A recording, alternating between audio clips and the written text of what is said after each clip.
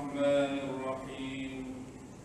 السلام عليكم ورحمة الله وبركاته. وعليكم السلام ورحمة الله وبركاته. الحمد لله ما علمتنا إنك أنت العليم الحكيم. قال رب اشرح لي صدري ويسر لي أمري واحلل عقدة من لساني يفقه قولي. اللهم يسر ولا تعسر، اللهم يسر ولا تعسر، اللهم يسر ولا تعسر. اللهم صل على سيدنا محمد وعلى آله وصحبه وسلم. اللهم صل على سيدنا محمد وعلى آله وصحبه وسلم.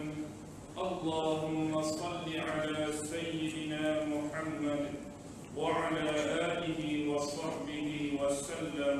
أما بعد.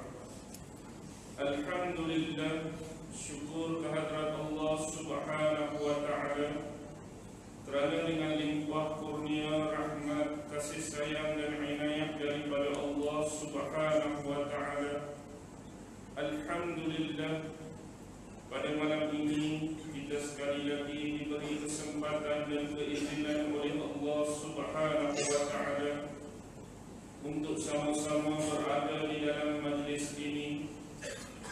Kita berharapan, kita berimpian, moga-moga Allah meletakkan kuliah kita ataupun majlis kita pada malam ini senantiasa dinaungi oleh sayap para malaikat-malaikat Allah Subhanahu wa ta'ala, yang mana malaikat-malaikat Allah ada sebahagian daripada tugas mereka mencari penuntut-penuntut ilmu Allah Subhanahu wa ta'ala.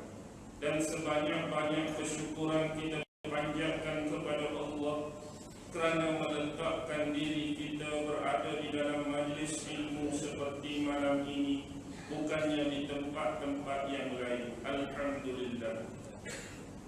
Tajuk yang diberi, tajuk yang ditaklifkan, sebagaimana tuan-tuan boleh tengok pada banner, ialah fitnah akhir zaman ataupun perkara-perkara, peristiwa-peristiwa yang berkaitan dan bersangkutan dengannya. Terlebih dahulu terima kasih kepada pengurusi majlis, pengurusi masjid daripada yang teratas sampailah AJK yang paling bawah. Seterusnya hadirin hadirat, muslimin muslimat, tuan-tuan, puan-puan, adik kakak yang saya hormati sekalian. Tujuan kita berada di dalam majlis ini tidak lain dan tidak bukan untuk membicarakan satu persoalan yang cukup besar, yang saya kira keberadaan saya pada malam ini di hadapan tuan-tuan dan puan-puan bukanlah bermakna saya yang paling alim, bukan bermakna saya yang paling berilmu, paling berinformasi atau bermaklumat. Mungkin jauh lebih di hadapan saya, lebih ramainya insan-insan dan manusia yang lebih banyak ilmunya. Apapun sebagai muqaddimah minta laluan, sekiranya di hadapan saya adanya ulama-ulama besar, adanya tuan-tuan guru, adanya manusia-manusia yang mungkin diberi kelebihan, berpangkat doktor, ahli-ahli akademik dan sebagainya. Tujuan kita malam ini adalah untuk berkongsi sebahagian daripada ilmu-ilmu dan maklumat yang diberikan dan dikurniakan serta dianugerahkan oleh Allah Subhanahu wa ta'ala, insya-Allah.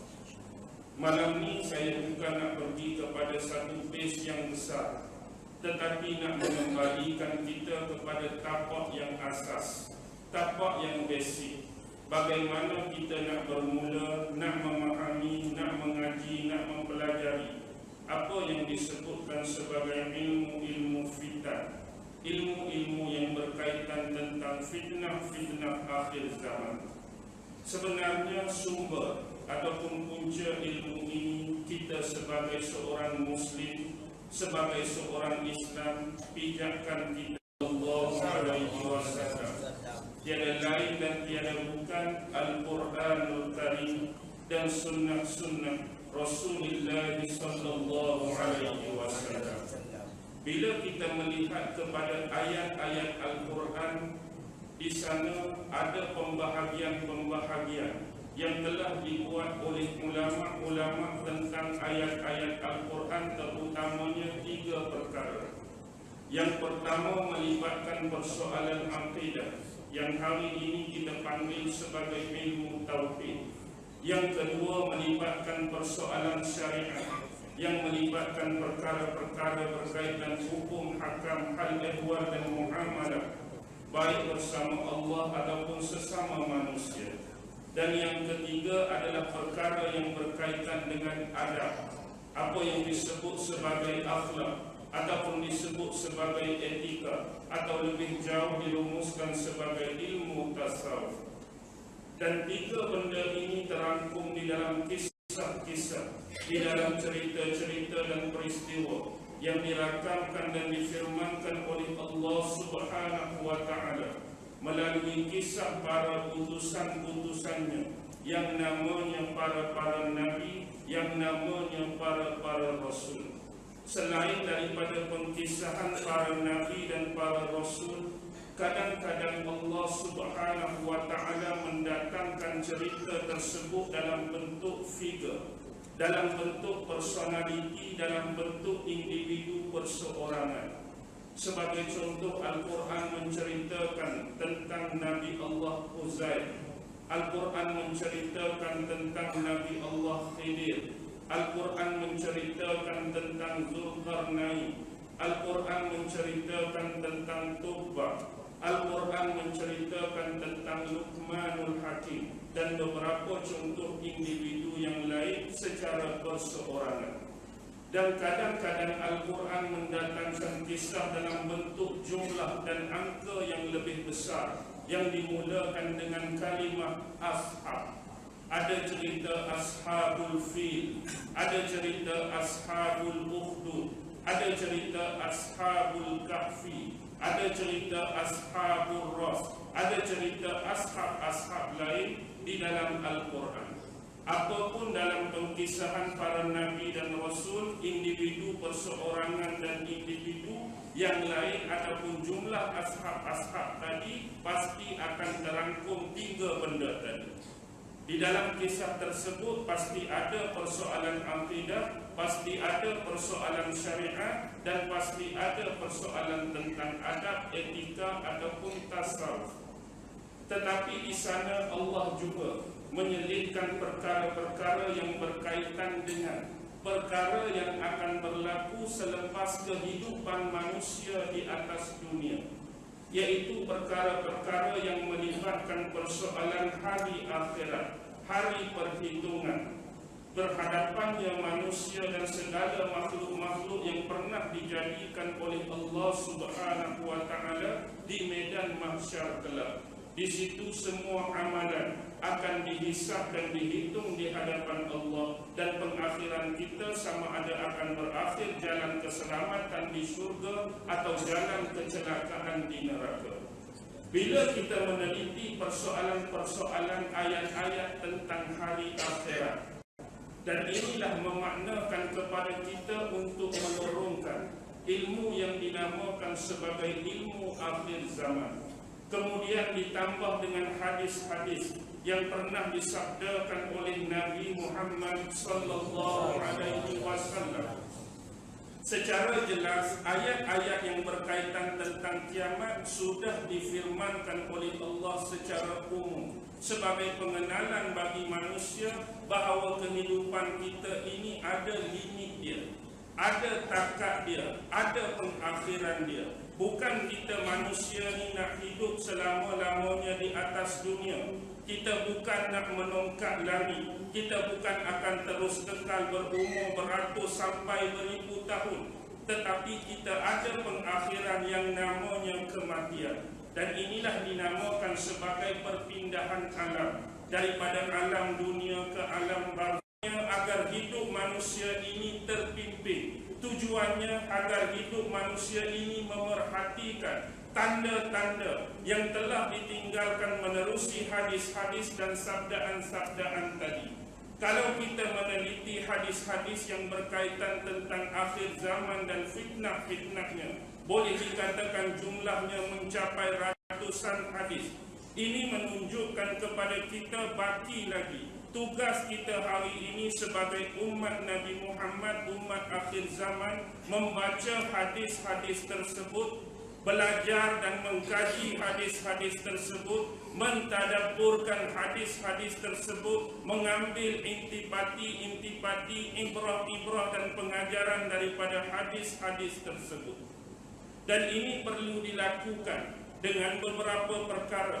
Memang secara langsung kalau kita membaca, kadang-kadang kita tidak mampu untuk memahami dengan baik apakah yang ingin dimaksudkan oleh Nabi Muhammad sallallahu alaihi wasallam. Kadang-kadang kalau hadis itu dibaca secara harfiah, dan ini memerlukan kepada proses talaqi, yaitu kita mesti mencari guru-guru yang berkemahiran, guru-guru yang berkeupayaan dan berkepakaran, punya prioriti yang tinggi dalam ilmunya untuk menghuraikan tentang bidang tersebut.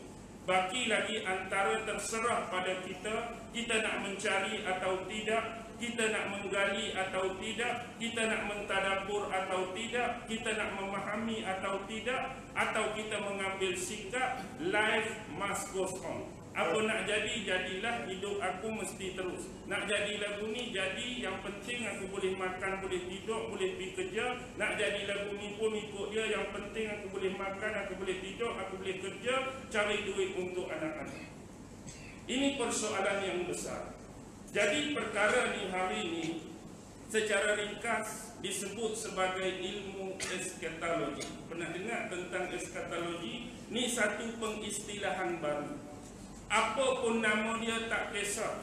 Yang penting bukan pada nama, bukan pada istilah, tapi pada pemaknaan dia. Kalau dahulu pada zaman ulama-ulama yang besar, sebagai ilmu mereka sudah mendedahkan kepada umat-umat yang hidup semasa dan sezaman dengan mereka dah settle. Baki lagi kita fikir macam ni. Kalau kita bincangkan perkara yang berlaku selepas mati, ini adalah berbentuk pasti, berbentuk mutlak, berbentuk confirm. Sama ada orang Islam, sama ada orang kafir, memang kena lalu benda ni. Orang baik ke orang jahat kena lalu. Orang Muslim ke non-Muslim kena lalu. Kurus ke gemuk kena lalu. Tinggi ke rendah kena lalu. Putih ke hitam kena lalu. Kaya ke miskin kena lalu. Hak tu confirm. Bila kita sebut mati, semua benda yang saya sebutkan tadi terlibat. Ke orang miskin saja mati, orang kaya tak mati lah. Semua mati.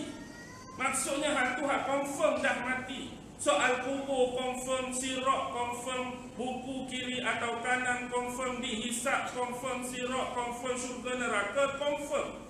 Tetapi isu kenapa ulama contemporary enjak sikit ke belakang, sebab kita fikir hak tadi confirm tu kita bimbang takut confirm masuk neraka. Hak tu hak bimbangnya. Jadi persediaan perlu dibuat, option perlu dipilih.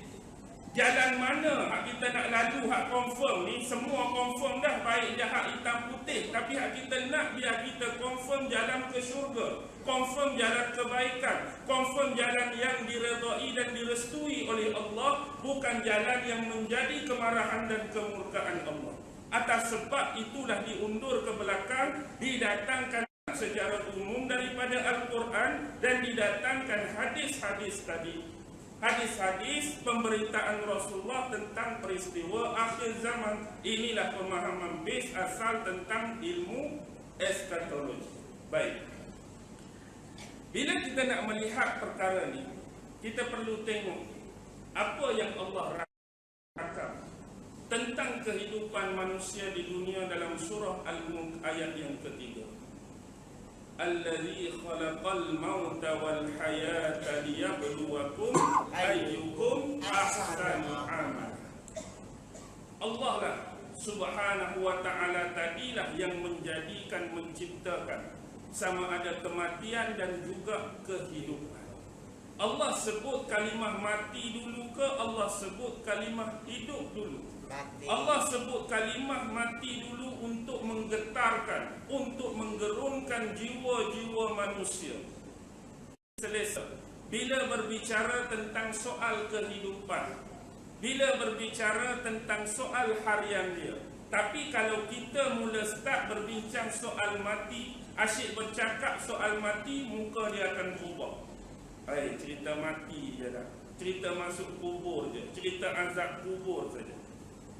Tu sentimen yang dimainkan oleh Allah tentang penciptaan mati dan penciptaan kehidupan. Tapi hakikatnya sebenarnya Allah sedang menguji kita, menguji manusia. Sebab Allah nak pilih apa?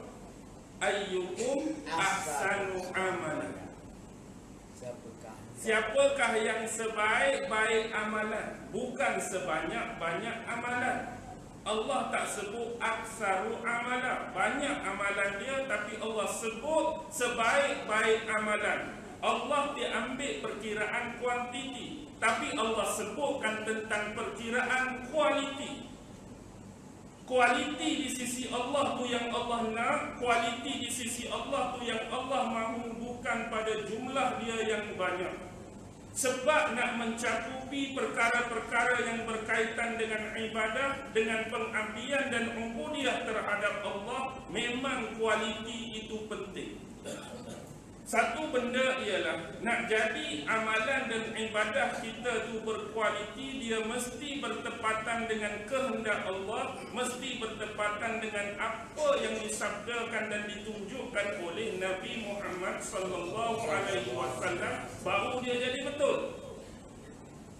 Contoh kita kata solat subuh, yang Nabi ajak pada kita, yang Nabi sarankan pada kita ialah solat subuh 2 rakaat. Kita telajak nak buat baik, solat subuh buat 10 rakaat. Banyak, baguslah kalau kita fikir, orang lain 2, aku 10. Tapi sebab apa? Sebab salah pada konteks dia, salah pada pekerjaan dia, salah pada pengamalan dia, salah pada ritual dia, dia jadi tak berkualiti. Bila kita tidak mengikuti standard dan piawaian yang dikehendaki oleh Allah dan yang diajarkan oleh Nabi, dia jadi tak ada kualiti. Jadi setiap amal dan ibadat mesti ada standard, mesti ada piawaian dia yang bertepatan dengan kehendak Allah dan Rasul, baru dia jadi ada kualiti. Sebab tu tentang soal kematian, fa iza jaa ajaluhum la yastakhiruna sa'atan wa la yastaqdimun. Apabila datang ajal seseorang, Allah sesekali tidak pernah melewatkan ajalnya 1 saat ataupun mempercepatkannya 1 saat. Dalam banyak-banyak bicara Allah tentang persoalan hidup dan mati, Allah lebih banyak menyebut la yastakhiru dulu berbanding la yastaqdimu. Kenapa? Kerana bila sebut tentang mati, manusia ni suka cepat mati ke lambat mati? Lambat mati. Lambat mati. Sentimen tu Allah dah tahu dah. Kalau bab mati, Allah sebut yang akhir dulu. Sebab manusia bila bab lambat mati tu dia lebih suka berbanding cepat mati. Atau kita boleh buat perkiraan sebagai ujian. Angkat tangan dalam masjid ni, siapa yang nak mati cepat? Tak ada. Tak ada. Ada tak? Tak ada. Pokok saya minggu depan, kalau boleh tak puan start mati minggu depan. Tak ada. Kalau boleh, kalau Allah letak tahu, Allah letak 60, kalau boleh tambah lagi 40, kalau boleh tambah lagi 60. Bab mati memang manusia suka melambat. Perkara yang berkaitan dengan akhir zaman.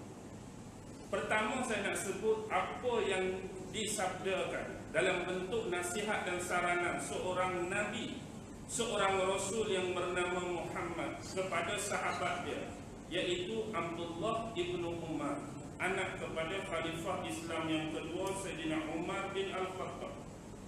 Kun fid dunya ka'annaka gharib aw 'abirin sabilin. Hadis riwayat Imam Bukhari. Hiduplah kamu di atas dunia ini sebagaimana kamu ini dianggap sebagai orang yang asing. Hidup atas dunia ni, anggap kita ni seperti orang asing. Bukan bumi kita, bukan tempat kita, bukan wilayah kita, bukan kawasan kita. Au abirin sabilin, Atau seumpama kita ni orang yang sedang berkelana, orang yang sedang bermusafir.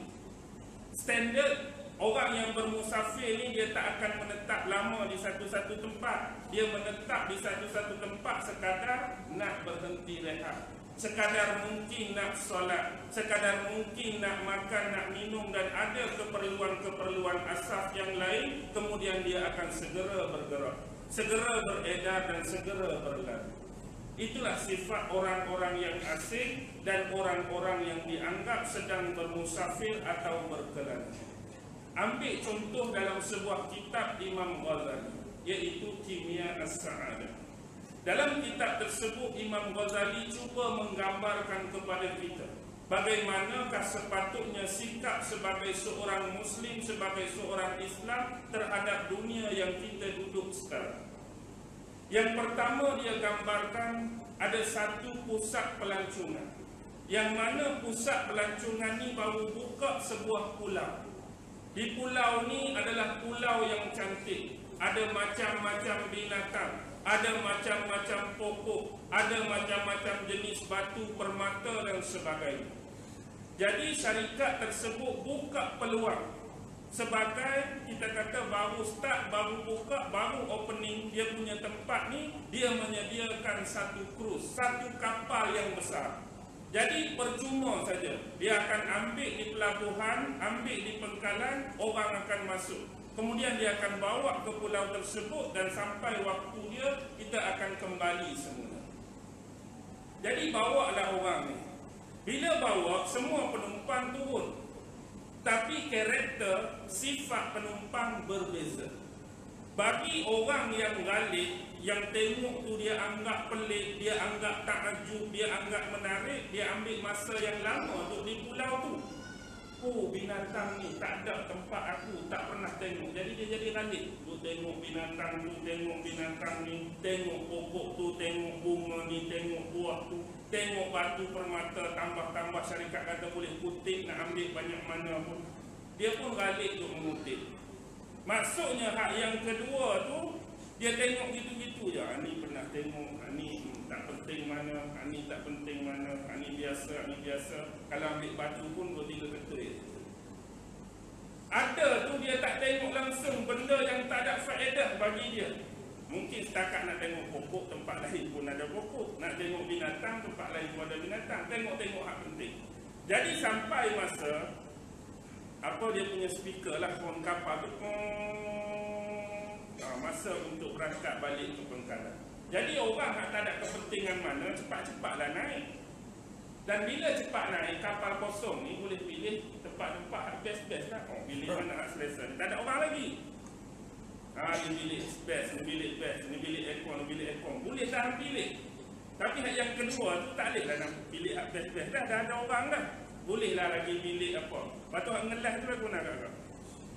Hak ngelas-ngelas duduk luar lah. Ada bawah tu lah. Ada kursi kat luar. Lepas tu berkemungkinan hak galik tu, kapal belayar ada tak orang yang tertinggal? Ada. Akan ada orang yang tertinggal. Duk balik kutip batu, duk balik tengok buah, duk balik tengok binatang. Jadi hak paling sadis, hak paling sedih, hak tertinggal kapal tu lah. Sebab galik dia dengan dunia baru dia. Begitulah kita hidup atas dunia ni, kena beringat. Kita jangan sampai jadi galik, kita ketinggalan kapal, tinggal di sana, kita akan galik di sana sampai kita lupa akhirat kita. Kerana galik dengan dunia kita. Hak yang paling best, hak selesa tadi. Duduk dalam aircon, duduk dalam bilik, bukan tahap bilik lah, tahap sup. Tak, ada macam-macam makanan best, makanan tu, makanan ni. Dia boleh pilih macam-macam. Itu keselesaan bagi dia. Hak yang kedua, bolehlah bilik sikit-sikit. Yang ketiga tu duduk di luar. Tapi tak apalah, boleh naik kapal. Isunya hak tertinggal.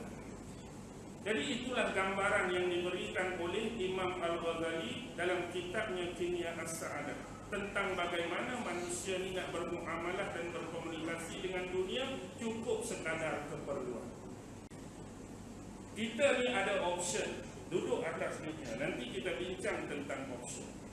Sebagaimana yang Allah sebut dalam surah Al-Hadid ayat yang ke-20. Tengok betul-betul. I'lamu annamal hayatud dunya la'ibun wa lahwun. Ketahuilah olehmu, sesungguhnya kehidupan di atas dunia ini la'ibun, adalah satu bentuk permainan, walahwun, dan salah satu bentuk perkara yang sia-sia, perkara yang melalaikan. Biar jelas bagi kita, memang Allah yang create dunia, memang Allah yang buat dunia. Tetapi yang menyebut tentang dunia, yang membahaskan tentang dunia, Allah yang sama, Tuhan yang sama. Allah tu buat dunia. Bila dia berbicara pasal dunia, benda ini juga yang dia sebut. Ketahuilah wahai manusia, sesungguhnya kehidupan dunia tu main-main. Allah buat dunia, Allah sendiri sebut dunia ni tempat permainan, tempat main-main, tempat yang melalaikan manusia. Sebab ini bukan tempat yang kekal, bukan tempat yang abadi, tapi tempat dan medan ujian. Kita takut kita terlalai dan terleka di sini, kita akan terlepas akhirat kita. Sebab permulaan kehidupan manusia sudah diawali dengan dua watak penting, Adam dan Iblis. Watak Adam sebagai manusia yang pelupa, sebagai manusia yang pernah melakukan kesalahan dan kesilapan di sisi Allah, tetapi dianugerahkan taubat di sisi Allah. Adam tahu dia lupa, Adam tahu dia bersalah, Adam tahu dia silap, tapi Allah bagi anugerah taubat kepada Nabi Adam, dan sampai satu tempoh tertentu Allah mengampuni dosa-dosa menerusi taubat Nabi Adam. Ini sepatutnya option dan jalan yang dipilih oleh kita. Kita sebagai manusia biasa yang tidak maksum, tak terlepas dari dosa, salah dan silap, kita perlu kembali pada jalan Allah, bertaubat. Mudah-mudahan kita berimpian dan berharapan Allah akan mengampuni dosa-dosa kita. Tetapi jangan memilih satu lagi watak, yang mana wataknya diselendangkan dengan kesombongan, dipakaikan dengan kecongkakan. Orang yang sombong, orang yang congkak, orang yang angkuh itu adalah iblis. Dengan sifat ananiah dia menentang Allah, dia mengingkari arahan-arahan dan perintah daripada Allah. Walaupun dia tahu yang memerintah dan mengarahkan sujud tu Allah yang buat dia. Yang suruh sujud tu bukan malaikat, yang minta sujud bukan Adam sendiri, Allah tak buat dia. Firman untuk sujud datang daripada Allah, kalam Allah, tapi kalam itulah yang dibantah, kalam itulah yang dilawan, kalam itulah yang diingkari, sampai Allah melaknat iblis kerana keingkaran dan kesombongan. Jadi pilihan di tangan kita. Kita nak memilih jalan yang Allah buat dalam bentuk Adam, atau jalan yang Allah tunjukkan dalam bentuk iblis ataupun syaitan. Perumpamaan option kita hidup atas dunia. Kalau kita cuba nak visualkan benda ni, untuk mudah faham, kita masuk dalam alam game. Kita suka kan main game kan. Contoh kita main game lumba kereta. Tak kira lah Formula 1 ke rally ke contoh. Bila kita main game, sebenarnya kita tu duduk luar visual tu kan. Tapi biasalah manusia ni dia perasan dia lebih dah. Contoh kalau main game Formula 1, dia bayanglah dia ni Schumacher kepada Adam.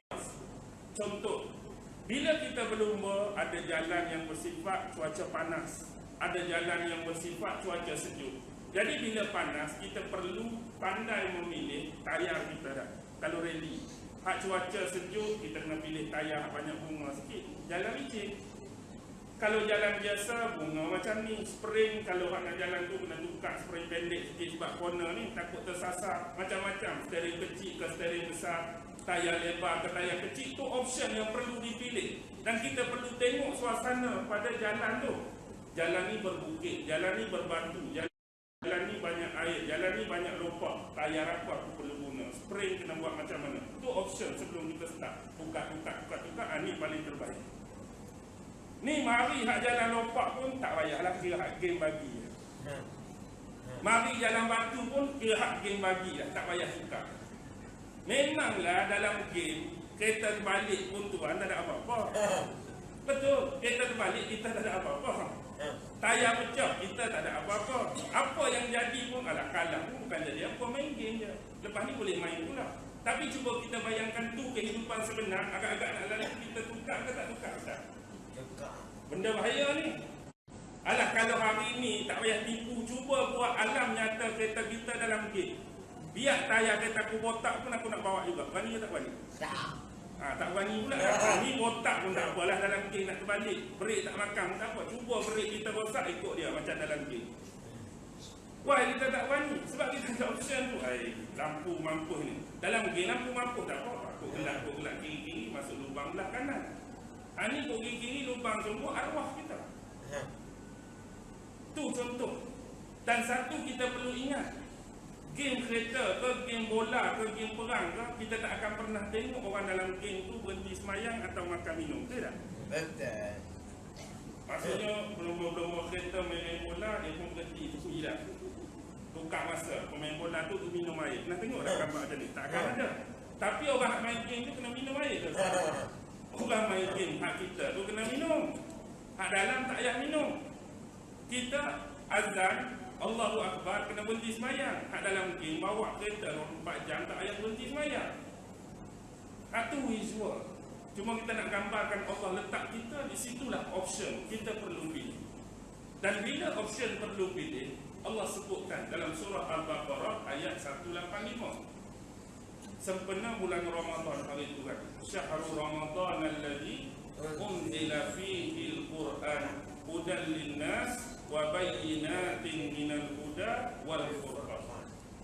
Di bulan Ramadan yang mulia, bersempena dengan malam Lailatul Qadar, Allah Subhanahu wa taala telah menurunkan Al-Quran. Konteks penurunan Al-Quran malam Lailatul Qadar ialah daripada Lauhil Mahfuz kepada Baitul Izzah di langit dunia. Dan juga ada sebahagian ulama menyebut bertepatan dengan malam tersebut turunnya wahyu yang pertama, iaitu ayat Iqra tu, ayat 1 hingga 5 dari surah Al-Alaq. Walaupun asal surah Al-Alaq itu 19 ayat, tapi hak first turun pada Rasulullah ayat 1 hingga ayat yang kelima. Dan bila turunnya Al-Quran ni, Allah sebut antara hikmah diturunkan Al-Quran 3 benda pada ayat yang sama. Yang pertama Allah sebut Syahrul Ramadan alladzi unzila fihi al-Quran hudan linnas. Tu hikmah pertama, hudan linnas. Yang kedua, wa bayyinatin minal huda. Dan yang ketiga, wal furqan. Kampunglah. Kalau kita nak bagi mudah, Al-Quran menyediakan manual, Al-Quran menyediakan panduan apa yang sepatutnya untuk dipilih oleh manusia sebagai keputusan bagi dirinya. Maksudnya, sebagai manusia ni buat keputusan terbaik, itulah disebut sebagai hidayah. Kenapa? Kerana kehidupan kita manusia 20 ribu. Jadi taklah pilihan. Lepas tu nak semayang tak semayang tu pilihan. Kita nak semayang subuh ke tak mau semayang tu option, pilihan. Nak pakai baju ke tak mau pakai baju, pilihan. Nak pergi kerja kali ni tak mau pergi kerja, pilihan. Nak sarapan ke tak mau sarapan, pilihan. Nak kopi ke fresh boring, pilihan. Daripada start bangun sampai tidur pula. Nak tidur berapa mana? Pukul 12 ke 12.30, pilihan. Nak tidur pakai bantal ke tak mau pakai bantal, pilihan. Nak tidur melentang ke mengiring, pilihan. Jadi hidup kita takkan lepas daripada pilihan. Cuma Quran turun tu nak ajak, dalam banyak-banyak pilihan, Quran nak ajak, ni untuk kamu pilihan betul, pilihan terbaik, pilihan ini. Antara semayang dan tak semayang, Quran ajak mana? Suruh semayang. Kalau kamu nak jadi baik, nak surga, pilih tak semayang. Option duduk di kita. Apa saja tentang pilihan hak mana baik, hak mana betul, hak mana terpakai, semua Quran dengan hadis Nabi dah ajak, pilih yang itu. Yang kedua ialah wa bayyinatin minal huda, iaitu keterangan-keterangan yang memperkuat dan memperkukuhkan benda tadi, hidayah tadi. Hak mula-mula tu pilihan. Yang kedua tu keterangan hak memperkukuhkan pula pilihan. Allah perincikan lagi. Dalam banyak-banyak pilihan dalam hidup manusia, tadi kita secara umum dikhususkan oleh Al-Quran yang kita sebut awal tadi. Kita nak pilih ni banyak benda-benda basic dan asas dalam agama yang kita panggil akidah. Kita panggil syariat, kita panggil muamalah, kita panggil iktisad, kita panggil jenayah, kita panggil tu, panggil ni, macam-macam. Dan perlu ada pilihan dalam soal akidah, dalam soal syariat, dalam soal pergaulan, dalam soal perniagaan, dalam soal muamalah, dalam soal ekonomi, dan soal pendidikan, semua perlu ada. Jadi Al-Quran cerita, contoh kita kata bahagian akidah. Bahagian akidah ni antara bertauhid dengan syirik pada Allah.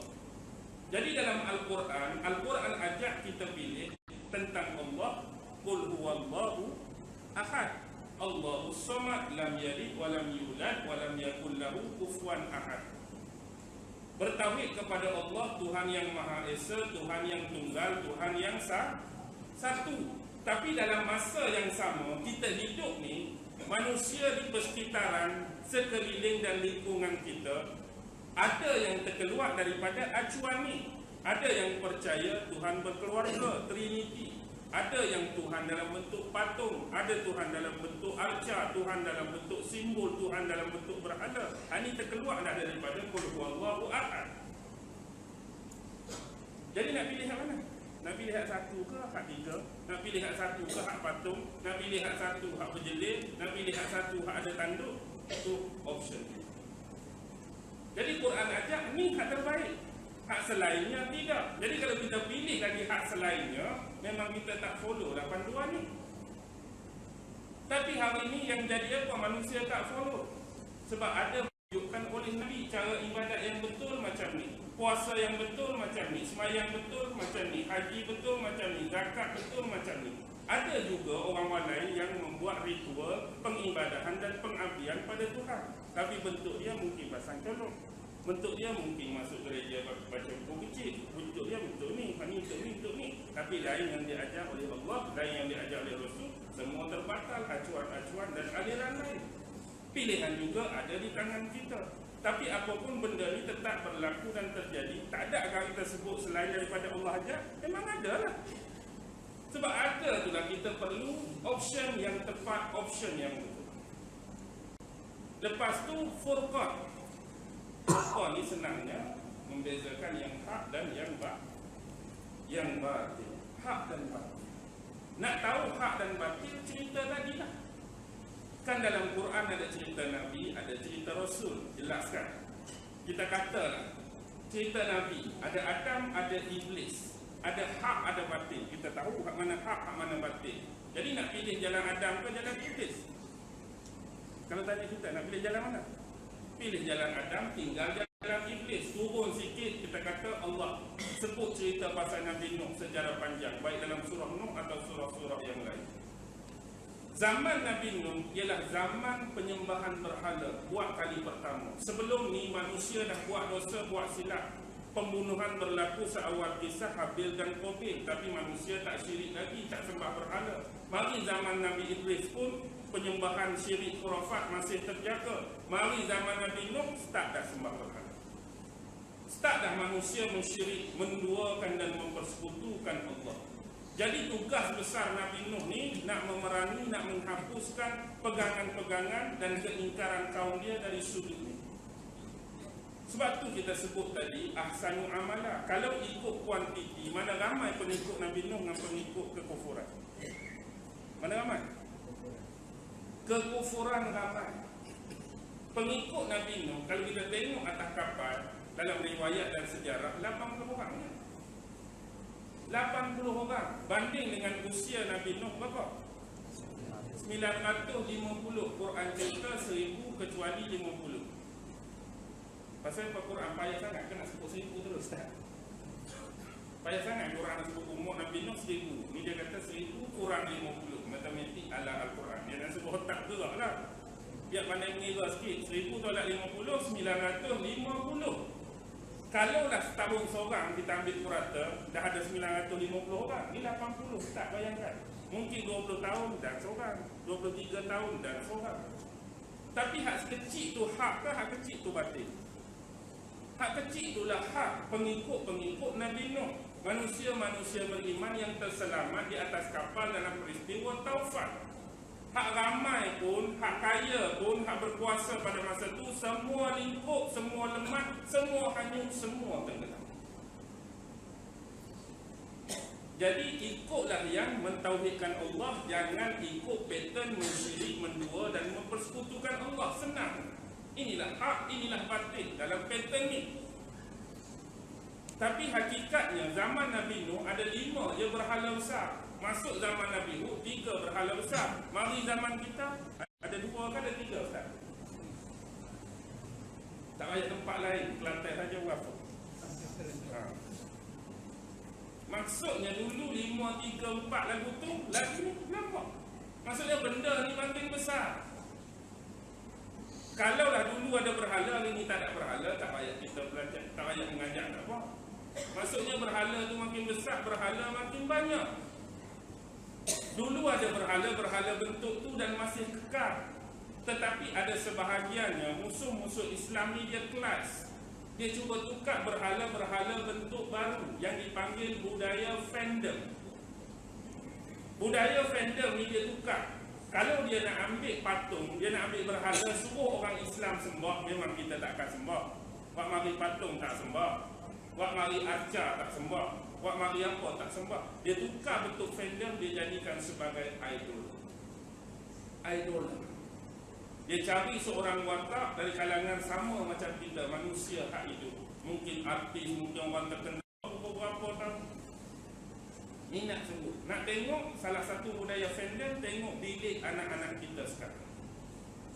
Bilik anak-anak kita sekarang ada nama-nama sahabat Nabi, ada nama-nama isteri Nabi ke, ada idol-idol dari sudut artis-artis, ahli-ahli sukan. Mana? Mungkin Lionel Messi dah, mungkin Ronaldo, mungkin Lady Gaga, mungkin Justin Bieber, mungkin orang tu, mungkin orang ni. Tu mana ni? Minat anak-anak kita. Suruh bilang nama isteri Nabi, tak tahu. Suruh baca nama-nama sahabat Nabi yang dijamin masuk surga, belum tentu. Suruh baca 2-3 orang sahabat-sahabat besar, belum tentu. Tapi sebut nama 10 pemain Barcelona, satu-satu, konten. Artis tu sebut boleh tahu, artis tu boleh tahu. Ni antara bentuk budaya fandom, bentuk pengidolaan dan keberhalaan bentuk baru, bukan lagi bentuk penyembahan. Ini kena ingat. Okey, yang kedua, mari zaman Nabi Allah Hud alaihissalam. Zaman Nabi Allah Hud dia tukar karakter. Zaman Nabi Allah Hud lebih kepada materialisme. Ingat betul-betul, zaman Nabi Allah Hud materialisme. Syariat ada tetapi tidak diguna pakai. Lebih kepada keduniaan, melupakan kerohanian dan akhirat, melupakan kematian. Dia lebih mengagung-agungkan apa yang disebut sebagai materialism. Pada zaman dia dibangunkan kota-kota yang besar, boleh dianggap kosmopolitan pada masa itu. Dalam surah Al-Fajr kan, itu imam kita baca subuh. Alam tara kaifa fa'ala rabbuka bi'ad iram dzatil iman allati lam yukhlaq misluha fil bilad tu ratu Islam. Maksudnya kamu tengok bangsa Iran. Iran ni bandar besar, bandar kosmopolitan pada zaman Nabi.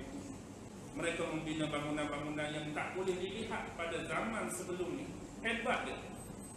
Pencakar langit, pembangunan tu hebat, tapi mereka terlampau menumpukan pada materialism tadi dan melupakan kerohanian, keakhiratan dan kematian mereka. Mereka lupa pada agama dan syariat yang diturunkan oleh Allah melalui Tuhan. Allah tetap hukum. Allah tetap hukum. Hari ini materialisme kuat ke tak kuat? Kuat materialisme hari ini.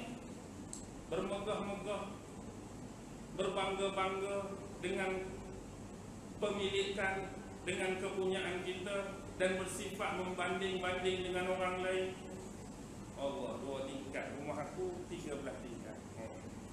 Kereta orang, kereta 2 biji, tapi buruk kereta aku 15 biji, semua baru-baru.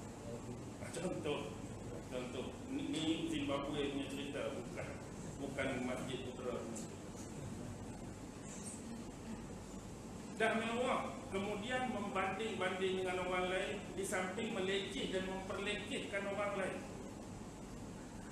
Ayat tadi kita tak baca habis lagi. Kemudian mari pula zaman seterusnya, Nabi Allah soleh kan? Dekat je Nabi Allah soleh. Mari zaman Nabi Allah soleh, mereka seolah-olah mempersenda-sendakan, memperlecehkan Nabi soleh, seolah-olah kalaulah nak buat utusan yang namanya Nabi dan Rasul, kalau boleh mari dari kalangan malaikat, bukan manusia macam kita.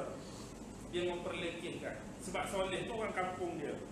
Seolah-olah kalau kita kata lah, kalau nak buat Nabi, nak buat Rasul pun carilah orang lain. Ni kita duk hari-hari kenal soleh macam orang kampung kita. Allah, dia ni yang nak lantik Nabi, dia ni yang lantik Rasul. Kalau boleh di kalangan malaikat. Masalahnya kalau malaikat tu jadi susah ke jadi payah?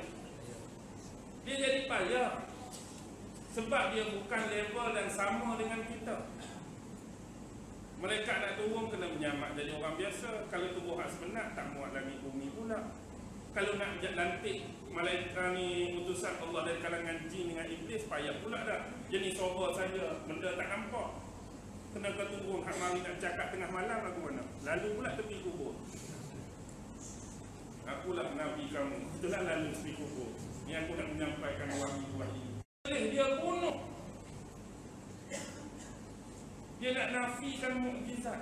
Hari ini wujud atau tidak golongan-golongan manusia yang cuba menafikan kenabian dan kerasulan dan menafikan mukjizat para rasul. Ada tak? Sekarang ni ada aliran rasionalisme, ada aliran saintisme. Rasionalisme ni mereka berfikiran atas dasar logik semata-mata. Benda ni logik ke tak logik, benda ni rasional ke tak rasional. Saintisme lebih kepada kajian dan ujian sains. Maksudnya kalau wahyu ni ada persamaan dengan sains, boleh diterima. Kalau sains tak mampu nak bukti, tak boleh pakai wahyu. Memperbodoh-bodohkan manusia, memperbodoh-bodohkan akal. Jadi mereka sebenarnya menggunakan isu rasionalisme dan saintisme semata-mata nak menolak mukjizat-mukjizat yang pernah dianugerahkan kepada para nabi dan rasul, dan nak menafikan, melecehkan para nabi dan rasul itu sendiri. Hari ini ramai. Ada jenis tak tolak sepenuhnya. Hak ni dia boleh terima, hak ni tak boleh terima. Hak ni dia tak terima, hak ni dia tolak. Ada hak tolak langsung.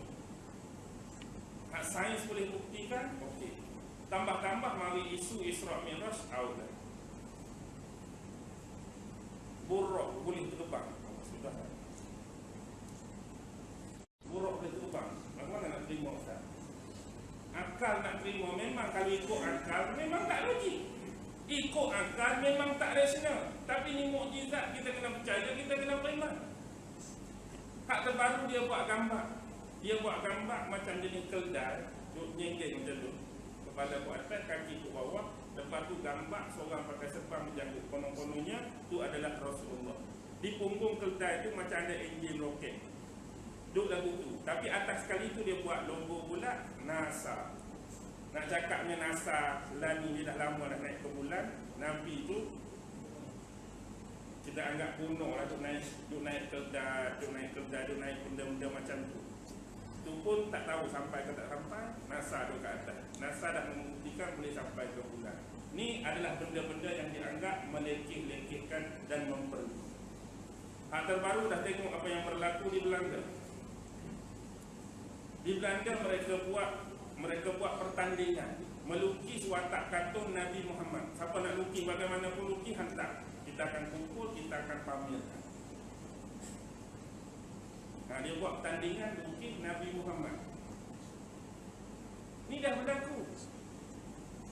Belanda ni banyak dah sebelum ni dah karikatur-kartun macam-macam.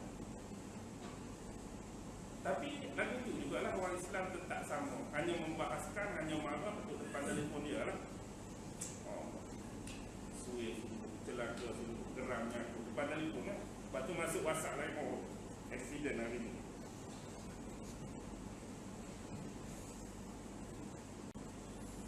Okey, pindah ke Nabi seterusnya.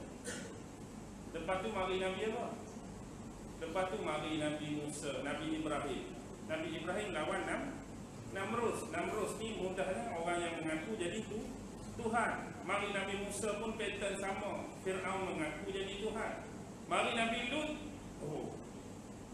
Mari Nabi Lut detik. Mari Nabi Lut ni jenis satu benda yang Allah sebut dalam Quran, satu perangai yang orang sebelum ni tak pernah buat. Umat-umat sebelum ni tak pernah buat. Mungkin umat sebelum ni ada hak jahat, ada hak berhala, ada hak tak percaya Nabi, tak percaya mukjizat, tapi hak benda ni dia tak buat. Tapi mari Nabi Lut buat benda ni. Iaitu dia jenis suka laki sama laki, perempuan sama perempuan. Tapi takat tu je. Al-Quran cerita tak, laki sama laki, kita panggil hari ni istilah dia apa? Gay. Kalau perempuan sama perempuan, lesbian. Tapi hari ni agak-agak ada dua tu kan lebih lagi. Lebih lagi. Apa dia? LGBT je. L lesbian, G gay, B bisexual, T transgender. Ada hak jenis, kalau saya ni lelaki, hak perempuan pun saya minat, hak jantan pun boleh juga. Kalau hak perempuan pula, lelaki pun dia minat, perempuan sama perempuan pun jalan. Alah banyak dah kalau kita tengok kan, dengan lembunya, dengan budanya, dengan belutnya, macam-macam.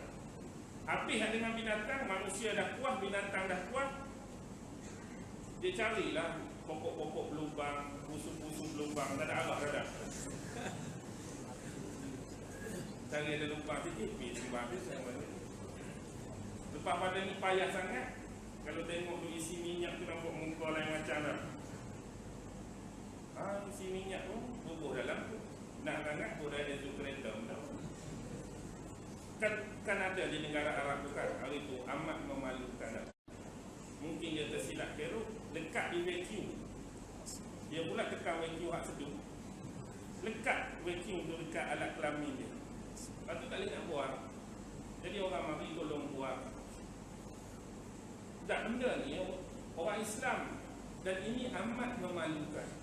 Walaupun orang Islam lain tak buat, tapi kesan dia tu dah. Di sisi orang non-Muslim, dia akan nampak itulah Islam. Walaupun itu bukan ajaran Islam, itu bukan acuan Islam, itu bukan adat Islam, bukan perangai Islam pun. Tapi mereka akan cari, mereka akan perkena kita melalui peristiwa-peristiwa tadi lah. Mereka cari pak-pak Arab di tengah hitungan kambing, dengan lembu. Dia cari hal lagu itulah nak perkena kita. Walhal kalau dia nak tengok betul Muslim gaib, berlambak. Tak mari masjid hari-hari, mereka tak tengok. Tak baca Quran hari-hari, mereka tak tengok. Mereka nak cari benda-benda tak nampak merosakkan agama itu sendiri, lalu dinisbahkan atas keseluruhan agama. Itu silap, itu salah. Mari Nabi Syuaib ekonomi, tadi sosial. Zaman Nabi Syuaib ni, dia menipu timbangan, menipu takar. Time dia jual orang, dia kurang. Time dia beli dengan orang, lebih. Time dia beli dengan orang, dia lebih kilo. Time dia jual orang, dia kurang kilo. Dan satu lagi, mereka suka tahan orang tengah-tengah jalan. Macam tahan orang di simpan jalan, nak lalu rampas ataupun perahu. Nak lalu ni kena bayar, lalu ni kena bagi ni, lalu ni kena bagi ni. Dan satu lagi, Ashabul Aikah dia tu, dia sembah pupuk. Dia ada satu kawasan Arab ni kita tahu lah bukannya banyak pokok, tapi satu kawasan tu memang cukup subur dan ada satu pokok besar. Dan mereka lah lilit kain, lilit benang di pokok tu, dia perlu puja pokok tu, dia sembah pokok. Habis binasa. Mari umat ni sampai Nabi Muhammad. Tu perangai umat dahulu Quran cerita. Tapi agak-agak tuan-tuan, benda ni pulang ke tak pulang?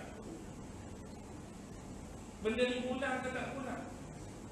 Okey, kita ambil Nabi Nuh, berhala. Zaman kita ada lagi tak? Kita tak ada. Ada. Maksudnya pulang lagi dan lebih berat, lebih banyak, lebih besar. Mari zaman tu materialisme. Lagi teruk materialisme dia, lagi teruk berat dia terhadap dunia. Mari hak kata nafikan Nabi, nafikan mukjizat. Dah ada. Mari pula hak LGBT. Dah ada. Hak mengaku Tuhan. Mengaku Tuhan ni setakat dalam rekod saya, setakat ni dah ada 17 orang. Hak selain daripada Namrud, Korun, zaman dulu kita ingat ke orang hak zaman moden, hak cerdik ni takkan ada lah mengaku Tuhan, tapi ada. Masalah dia mengaku Tuhan, kita akan anggap dia tolong bengong di sisi kita. Tapi pengikut belakang beratus juga. Tak ada keadaan lagu tu pun. Di Indonesia ada perempuan pula tu mengaku Tuhan, tak mengaku Nabi, mengaku Rasul. Ni tak payah cerita lah. Itu berlambak sejak zaman Musailamah Al-Kadzab, Aswa Al-Ansi itu sampai ke hari ini pun masih ada orang mengaku Nabi, mengaku Rasul. Sebenarnya Iblis tak mau mengaku dah. Tak Nabi tu dia nak mengaku sangat lah. Walaupun tak pattern Nabi pun tak nak langsung pada dia. Pattern Iblis ada. Tapi tak mau mengaku dia Iblis. Sekarang ni bila kita bermain dengan eskatologi, inilah dia relate. Kita nampak sejarah ni besar, cuma perlu fikir macam ni saja dah. Ulama-ulama eskatologi melihat konteks arak, khamar, minuman keras. Contoh mudah, kita ada kilang arak, ada air arak, ada botol arak. Bila kita bercakap tentang minum arak, non-Muslim minum arak, hari ni ada tak orang Islam minum arak? Okey, selesai. Maksud dia boleh dikatakan semua agama yang hidup atas dunia hari ini ada minum arak. Okey. Soalan simple. Kalau kita tanya orang Islam hak minum arak, adakah arak ni hukum dia haram atau halal dalam agama kita? Apa jawapan? Walaupun dia tu minum arak, dia akan jawab apa? Halal ke haram? Walaupun dia minum arak, dia akan jawab arak ni haram. Hukum dia haram. Dan perbuatan pula kita tanya, perbuatan kamu minum arak ni halal ke haram? Apa jawapan? Dia juga tetap akan mengatakan perbuatan dia minum arak itu haram. Cuma dia langgar saja syariat dalam agama, perintah dalam agama, arahan dalam agama. Dan perbuatannya sebenar ni bukanlah yang diajar dalam agama. Dia sudah terkeluar daripada landasan dan acuan agama. Benda ni haram. Kalaulah kita tanya kepada penganut Kristian sekalipun, orang Kristian tak minum, kalau kita tanya arak ni halal ke haram, dia akan jawab tetap haram. Kalau tanya orang Yahudi, tetap haram. Tanya orang Hindu, tetap haram. Tanya orang Buddha, tetap haram. Bahkan agama-agama mengharamkan minuman khamar, arak dan memabuk. Isu dia simple. Sekarang adanya air arak, adanya botol arak dan adanya kilang arak. Kalau ambil nisbah semua agama yang dianut manusia ini melarang dan mengharamkan, kita tu ada kilang arak, siapa senaknya nak minum?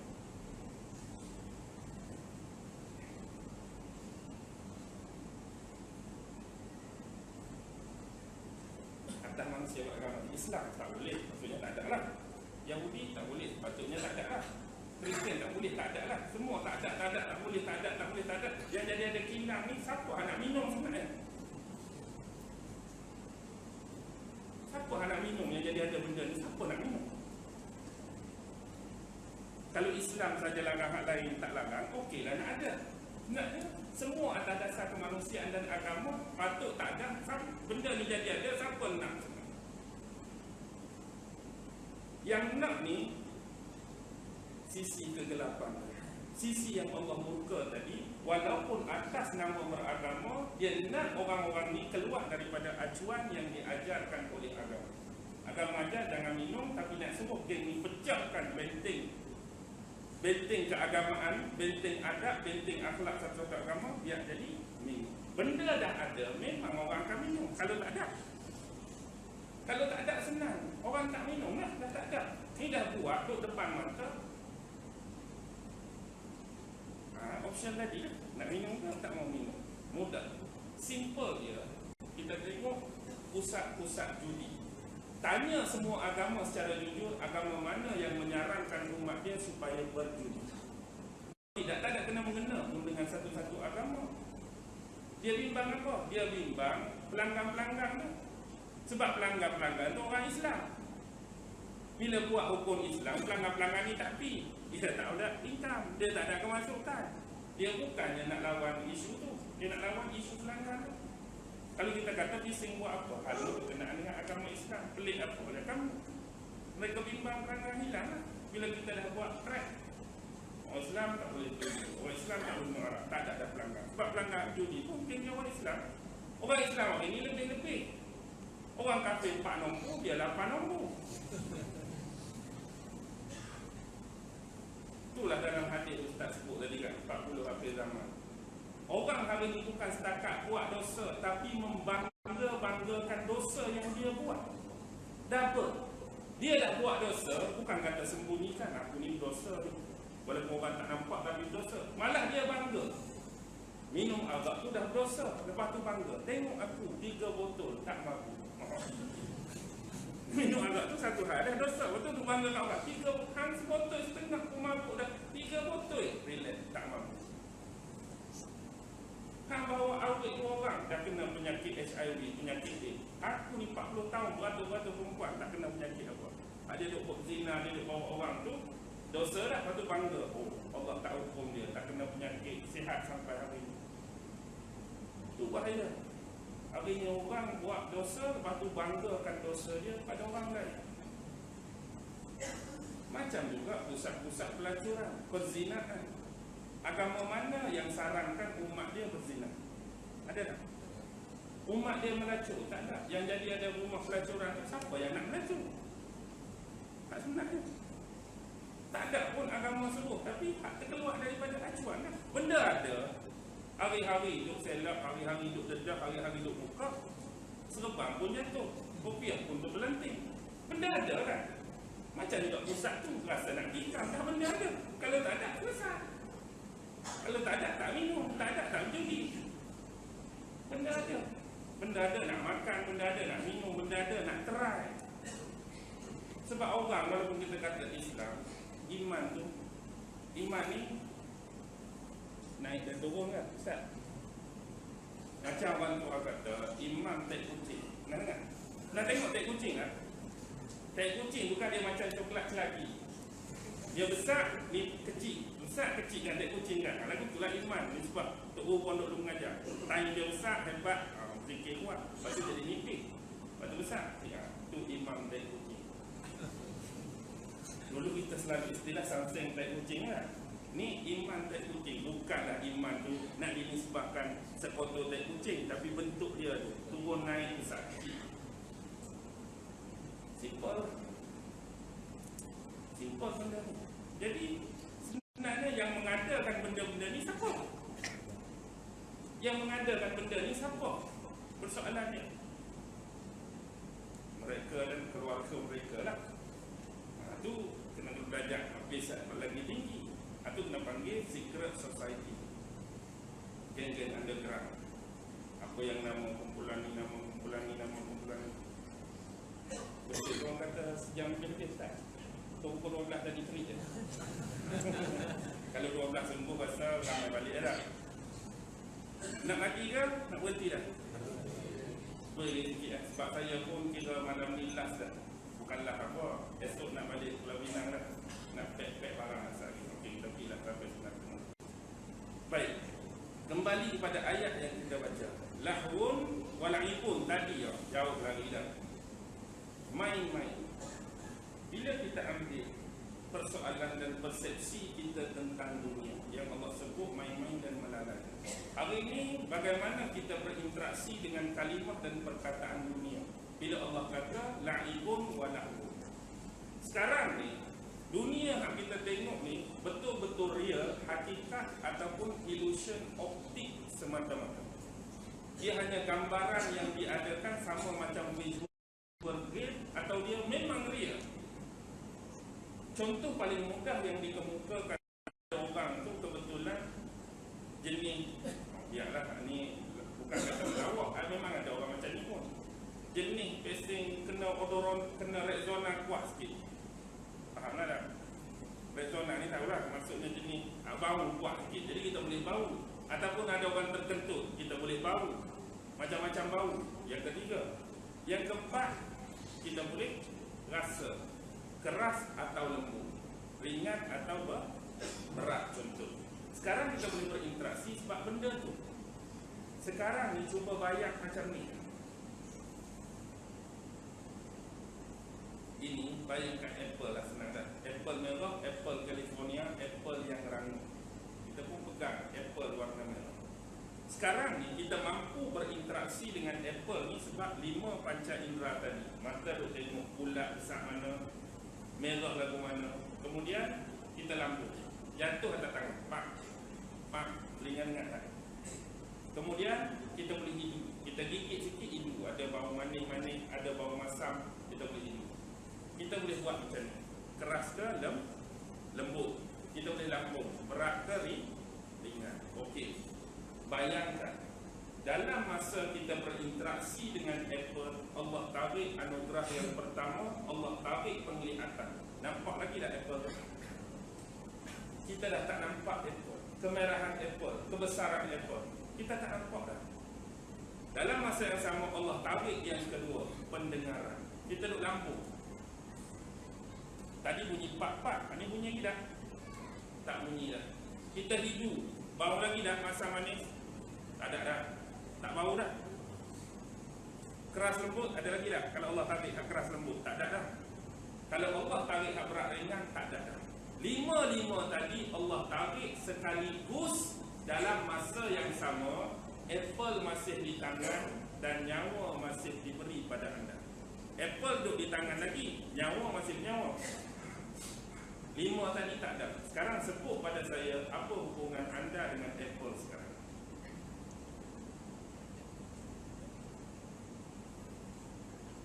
Apa hubungan Ustaz? Hidup lagi, tapi 5 panca indera tu habis Allah tarik.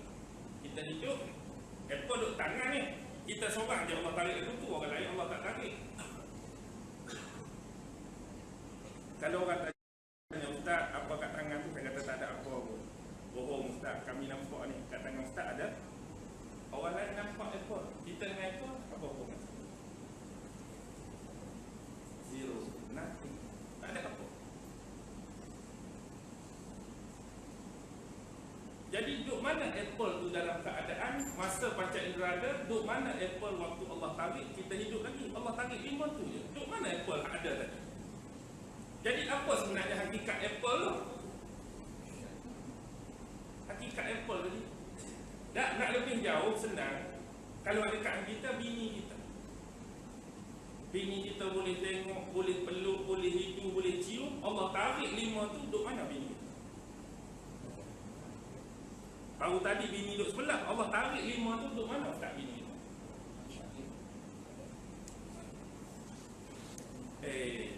Bini baru ada sat tadi. Bila Allah bagi 5 balik, oh ada bini aku. Pak, Allah tarik 5 tu, tak ada pula bini aku. Nak lebih jauh lagi, kereta kita. Allah tarik 5 tu, ada tidak kita? Kita berjalan tepuh kereta 14 kali, tak ada rasa dah. Kita duduk tepuh, gogeng. Di sisi kita rasa kereta tak ada satu dah. Segar pun tak ada, Allah tarik dah segar. Allah tukar minta je dimensi. Sebab tu kita kata bila kita mengaji ilmu tauhid kan, sifat 20 mula-mula ke apa? Sifat 20 wujud kan? Apa maksud wujud? Wujud tu ada. Wujud tu makna bagi wujud ada. Wujud sendiri tu ada atau tak ada? Makna wujud dalam bahasa Arab, makna tu ada. Tapi wujud tu sendiri ada atau tak ada? Wujud sendiri ada atau tak ada? Wujud ada. Wujud tu diadakan, baru diadakan. Perkataan tu perlu wujud untuk membuktikan benda tu ada. Okey, ni mudah dah. Tak nampak apa? Abdul Rashid. Saya ni nak pergi jumpa Ustaz Abdul Rashid rumah dia. Saya pergi tu, tengok jendela tu buka. Kita berita, macam tak ada orang, jendela tu buka. Pergi ikut depan, pintu tu buka. Mana Ustaz Rashid ni? Tak ada. Tiba-tiba tupik bini dia. Ustaz Rashid tak tupik bini dia. Ustaz, aku mana nak cari siapa? Kita buat nak cari Ustaz Abdul Rashid. Ada ke tak ada? Ustaz kita tanya lah, dia jawab tak nampak. Ustaz Abdul Rashid kita tanya, Ustaz Abdul Rashid ada ke tak ada? Dengan molek dah. Bini tu ngaji tauhid wis kat rumah dah. Dia tanya kita semua dah, ustaz mari ni nak kau Abdul Rashid kau, nak kau ada kau, nak kau tak ada.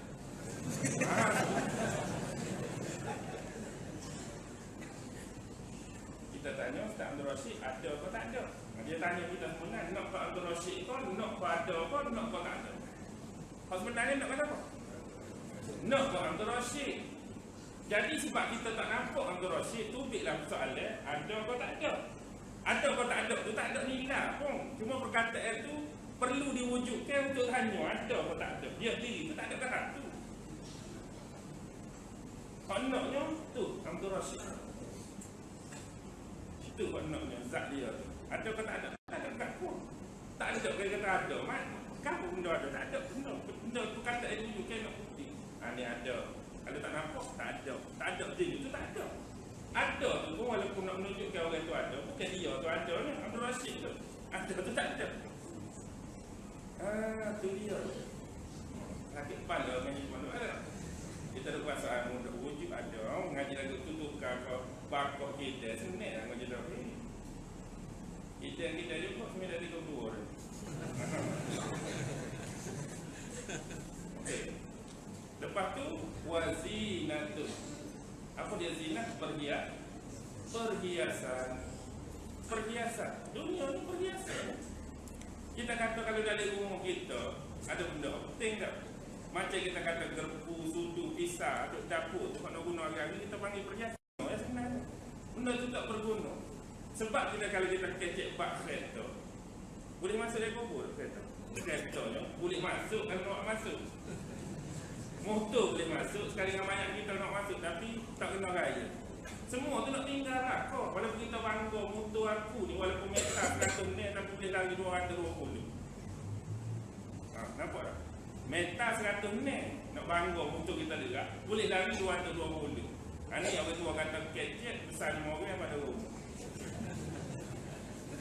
Rumah tu tak sama mana, cuma orang kata besar. Motor metal 100 ni boleh lari motor nak ayat lagi. Laju sama mana kita tak bawa masuk kubur. Melekat pun tak tanya pasal sonnet berdua-dua untuk boleh lari. Agak-agak tak ada lah soalan tu dah. Kereta ke rumah kau nak tanya ke apa? Niat dan amalan. Tu orang kita nak bawa. Benda tak nampak ke apa tu? Niat tak nampak, amalan tak nampak. Duduk dari rumah dia pun apa insya-Allah. Tapi nak ayat ingat. Kadang-kadang letak di kita sendiri. Berapa kali kita ingat kalau ada raya kata mak kita mati. Hari ni saja kalau ada orang mati, berapa kali kita ingat raya kita mati. Kadang-kadang tak ingat rasa tak ada. Mak kita mati, kadang-kadang tak ingat rasa. Duduk dengan saing-saing, duduk buang apa tu, buang apa ni, apa tu, apa ni, tak ingat. Tak ingat, ingatlah. Hantar doa, baca doa, baca Quran. Jadi itulah bekal kita nak bawa. Jadi bila kita nak bawa bekal, itulah kita nak bincang. Kalau tak masuk kita nak lagi tak tajuk kita nak. Moga balik setahun sekali ada ni dia. Dak nak sebenarnya biar kita nak nak. Itu senang tu. Kau ni hok biasa nampak dah tak? Nampak biasa kita dah itulah lorong dia. Cuma beza kita dengan ulama dulu mudah dah. Bukan ulama dulu tak reti, bukan ulama dulu tak pandai.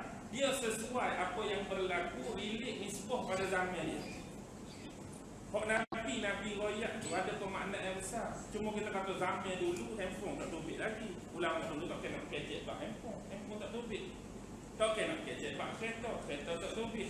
Tak kena kecek bak roket tak tobik. Tak kena kecek bak senjata ni. Dia kecek sesuai pada zaman dia. Bila kita mari dia kata tak tahu apa satu orang ni. Dia sesuai dengan zaman dia. Mari zaman kita ada macam-macam ya dah. Kita relate dengan sesuai zaman kita. Lepas tu mari anak cucu kita, dia pula kodi kita dah. Oh dah telefon je, kau ni je. Padahal zaman dia macam-macam pula topik. Kok sesuai boleh relate dengan hadis Nabi. Dia tak boleh nak kodi kita sebab kita kecek sesuai dengan apa ada. Kok topik, kok muncul pada zaman kita. Sesuai kita ayat gini dengan tahap dan kodrat ilmu kita. Mari ulama-ulama lepas ni dia tengok, oh ni dekat lagi, oh ni rapat lagi, oh ni jelas lagi, oh ni mutlak lagi. Dia ayat pun. Tapi nak faham yang payah. Nak faham memang payah kena mengaji sungguh, kena guru sungguh. Seolah-olah macam kita memerlukan satu ilmu yang tinggi, kecerdasan akal yang tajam. Orang minatlah mudah bahasa. Orang minat. So lagi kalau dia tu kurang, kena minat dengar. Kalau minat dengar pun kurang, minat nak mengaji pun kurang. Oh ni saja. Jahat puduk dia, sesok puduk dia, utuh puduk dia, tak ada apa. Utuh duk dia dah, sesok duk dia dah, jahat duk dia dah, jahil duk dia dah. Agak-agak nak apa? Oh, tu pun tak. Payah orang tu ni. Tapi ada orang tu walaupun jahil muka semak dah. Walaupun jahil kaya, walaupun kaya begini, begini. Tapi kalau macam ni, utuh duk dia, jahil duk dia, jahat duk dia, apa pasal dia? Oh, sesok duk dia, payah lah ni. Dia jadi tak menganggap pun.